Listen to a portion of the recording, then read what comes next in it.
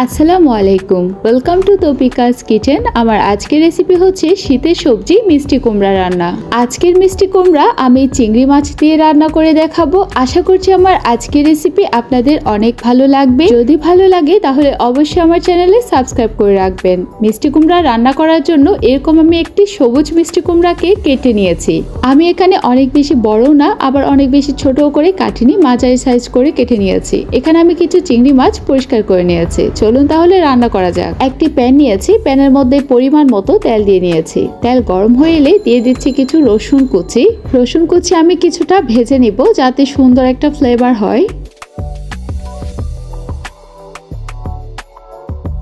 এই পর্যায়ে দিয়ে দিচ্ছি 1 কাপ পেঁয়াজ কুচি। পেঁয়াজ কুচিও একটু করে ভেজে নিচ্ছি।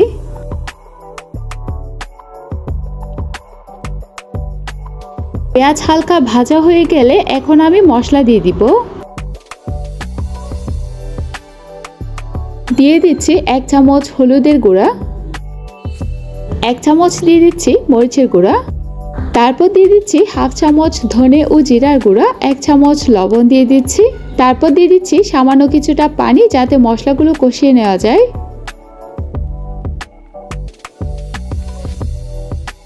এই পর্যায়ে আমি পরিষ্কার করে রাখা চিংড়িগুলো দিয়ে দিচ্ছি।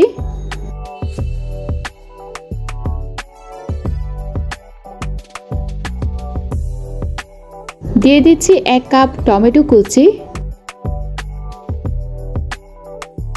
এবার আমি সব মশলাগুলিকে একসাথে কষিয়ে নিব।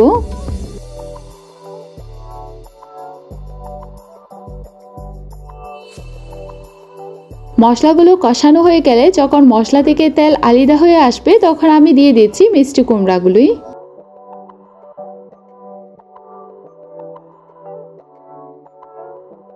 এখন আমি একটু নেড়েচেড়ে দিচ্ছি।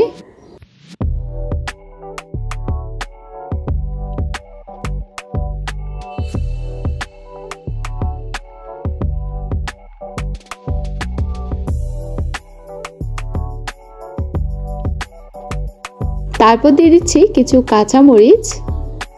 এখন ঢাকনা দিয়ে রেখে দিব 10 মিনিটের মতো। 10 মিনিট পর দেখতে পাচ্ছেন মিষ্টি কুমড়াগুলি কিছুটা নরম হয়ে এসেছে। এখন আমি ভালোভাবে মশলার সাথে মিক্স করে নিচ্ছি। এখন ঢাকনা দিয়ে আরো 10 মিনিটের মতো রেখে দিব।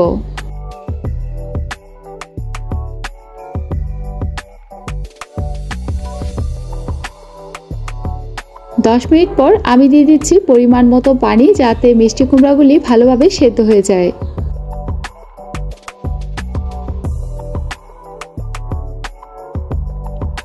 এবার ঢাকনা দিয়ে 5 থেকে 7 মিনিটের মতো রেখে দিচ্ছি।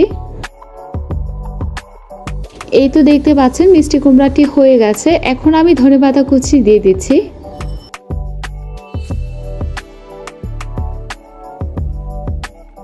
তারপর ঢাকনা দিয়ে চুলার উপরেই রেখে দিব 5 মিনিটের মতো। চুলার জাল অবশ্যই এই পর্যায়ে বন্ধ করে দিবেন।